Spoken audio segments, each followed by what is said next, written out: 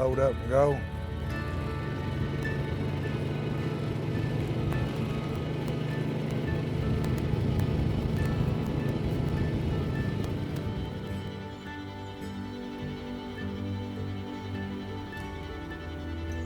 Boy, y'all got it made down here. We have a big time. Just follow them, All right. kind of keep your foot on. Now we'd had a bit of a cold snap, so there's a little bit of ice on, so they got out and broke a little bit of the ice.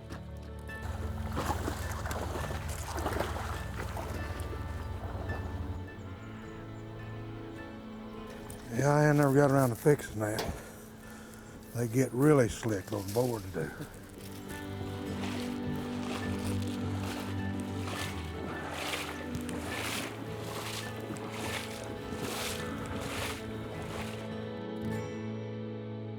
Got their decoys all set up like they like them.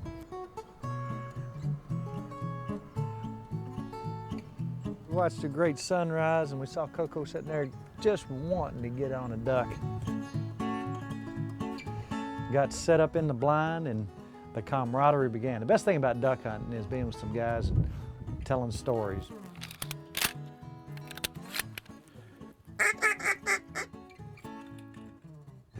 And we saw a few passovers. We saw some snow geese way up high. And every now and then you hear some ducks, and we had a few passovers and talked to the guys about the season. It'd been a warm season so far. They had a lot of water early, but it was a little bit slow. Up north it was still in the 40s and 50s and hadn't frozen over and sent the ducks down where they needed to be.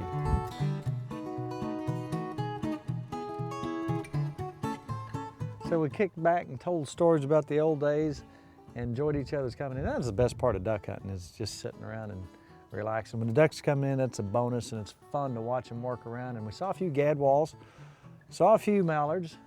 Finally, one messed up. He was looking for company, and he got a little more than what he bargained for.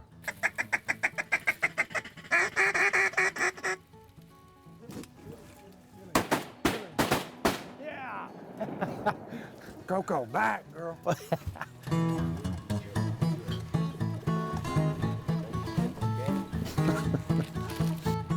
Atta girl, atta girl.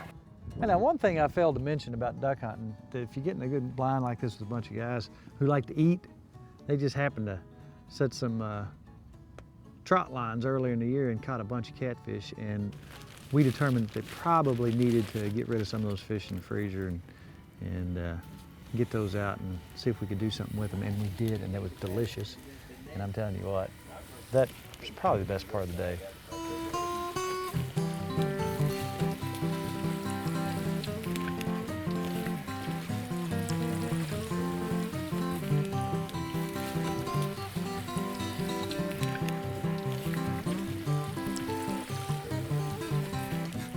Now, we had a great time down in Western Kentucky with a great bunch of guys, had a whole lot of fun.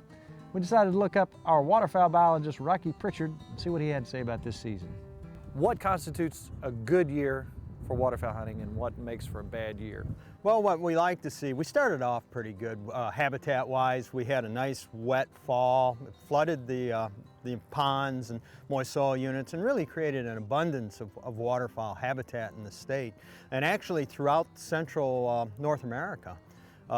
But on the other side, we didn't get the weather that we normally see. We'd like to see this time of year. We don't want this kind of weather right here. Yes, really. You know, you're in a shirt today, and temperatures are supposed to be near 60. It's very mild. You know, there's little need for the birds to move south or to move around, and there's open water all the way up to the Canadian border, from what I understand. So typically, what happens up there that makes them come here?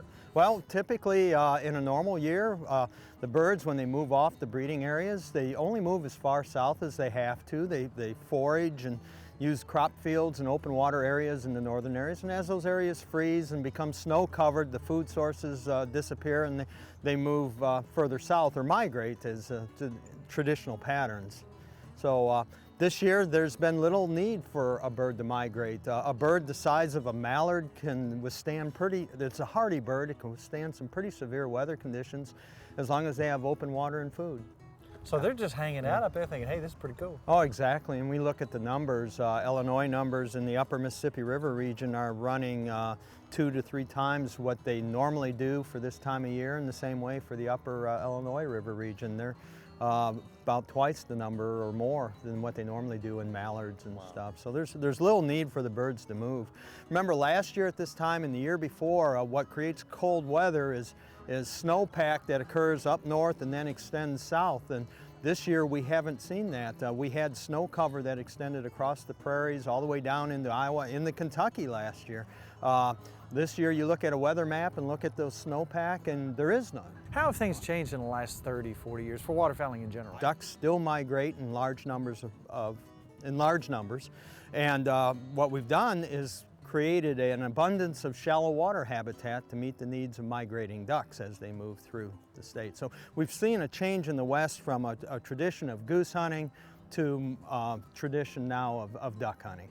Well, I tell you what, I enjoyed our time down there in Western Kentucky with a bunch of guys. You waterfowlers are a different breed. Now, you know, I like all my hunting and I duck hunt a little bit, but you guys who waterfowl are crazy.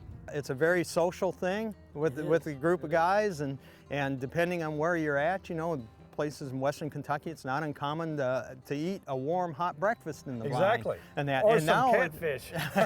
whatever they may have. So it's a fun thing to do, and once people get involved in it, a lot of them get hooked. But I could get bad hooked on that. well, it's fun to watch birds work to the call and watch them come in and just see them in general out there in the numbers that we have.